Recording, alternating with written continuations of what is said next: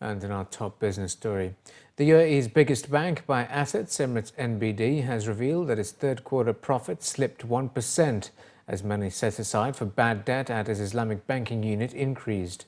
Net income declined marginally to 1.664 billion dirhams from 1.673 billion dirhams, missing the expectations of analysts. Net interest income was also down slightly at 2.55 billion dirhams in the quarter from 2.59 billion dirhams in the same period last year, while net fee and commission income also fell 6.4% to 649.1 million dirhams versus 693 million dirhams. Overall impairment allowances declined to 728.6 million dirhams in the third quarter from 821.7 million dirhams in the same period last year, as many small and medium-sized enterprises struggled to pay back debt. Emirates NBD's Islamic unit reported a jump in provisions to 454.6 million dirhams versus 246 million dirhams a year ago, leading to a loss of 30.8 million dirhams in the quarter from a profit of 86.9 million dirhams in the same period last year. Over the past 2 years, Emirates NBD has been among the bigger banks that have held their own amid the economic slowdown triggered by more than 70% collapse in the price of oil. While it has been shielded by diverse sources of income and international subsidiaries, the fallout in bad debt among SMEs is now catching up with some of its subsidiaries. Hotels in Abu Dhabi are forecast to see declines in occupancy rates and revenue during September, according to preliminary data from analysts STR. Based on daily data from September, Abu Dhabi reported a 3.9% increase in supply but a decrease in demand by 3%. The STR figures also showed a 6.7% decrease in occupancy for September to 68.9% and a 6.4% decrease in average daily rate to 400 dirhams 50. STR added that hotels in Abu Dhabi are set to see a 12.6% decrease in revenue per available room to 275 dirhams 80. The preliminary figures showed the absolute ADR level would be the lowest for a September in Abu Dhabi since 2005, while at the same time ADR in the market increased from last month to 348 dirhams 61 in August. STR analysts attributed the market's overall performance declines to supply growth substantially outpacing demand. Separately, STR's September 2016 pipeline report showed 159,127 rooms in 555 projects under contract in the Middle East. The total in the Middle East represents a 14.8% increase compared to September 2015. The data also showed that Saudi Arabia reported the most rooms in construction, with 36,545 rooms in 78 hotels, followed by the UAE with 26,552 rooms in 94 hotels, while Qatar reported 7,889 rooms in 33 hotels. With the aim of helping the UAE's public and private sector companies and businesses achieve full digital transformation, two of the world's leading IT giants, Cisco and Microsoft, have attended the 36th edition of GITEX Technology Week exhibition, unveiling their latest tech solutions and products to UAE customers. As part of their exclusive plans for GITEX under the theme Reimagine a Digital Reality, Cisco officials showcased real-life smart city scenarios for visitors, while also highlighting how implementing a digitization strategy will enable the UAE and other Middle Eastern countries and organizations reap the full benefits of the Internet of Things. While stating that sustainable transport systems contribute significantly towards sustainable development, officials stressed that a shift towards smart cities is a perfect solution to overcome future transportation challenges that cities are likely to face, especially as around 70% of the world's population is estimated to live in urban areas by 2050.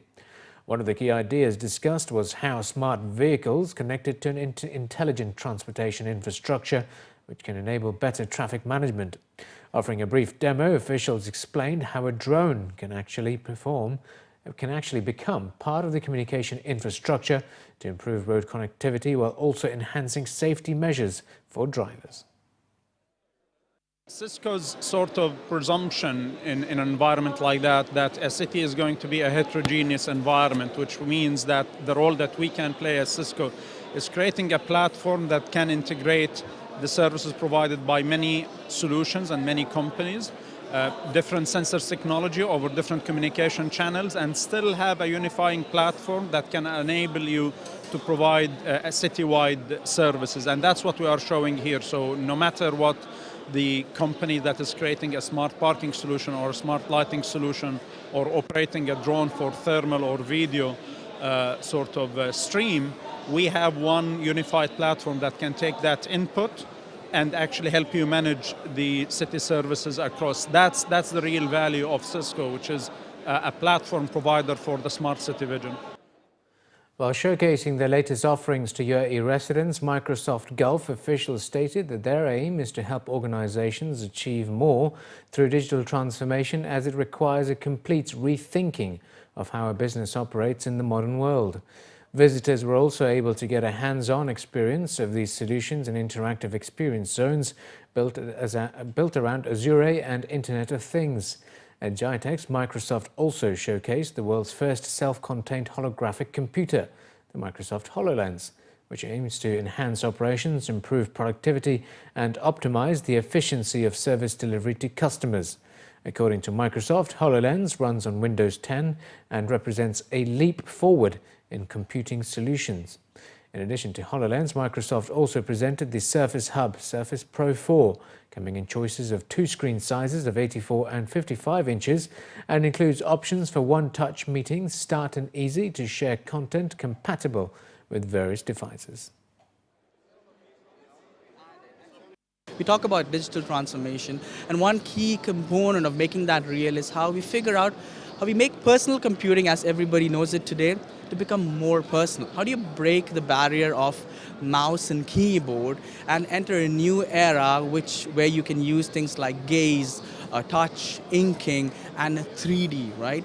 And one key way in which we do it is with HoloLens, which is a Windows 10 based device. It is a fully untethered holographic computer, and it enables you to interact with 3D objects which are virtual. Office rents in Dubai continued to come under pressure in the third quarter of the year as companies retrenched staff and considered future strategy. According to the latest Dubai office report from Core Saville's, average office rents in nearly half of the submarkets that the broker analyzes fell during the 3 months to the end of September, including downtown Dubai, JLT, Bur Dubai and Garhoud. Average rents in another 6 submarkets, including Sheikh Zayed Road, DIFC, Business Bay and TCOM, remained flat, according to Core Saville's, as companies cut back on office requirements in the wake of the oil price rout and the economic slowdown elsewhere in the Arabian Gulf. Dubai's new Dubai Design District, D3, was the only submarket to show an increase in rents over the period, with an average of 15% increase. But agents said this was because of the newness of the building.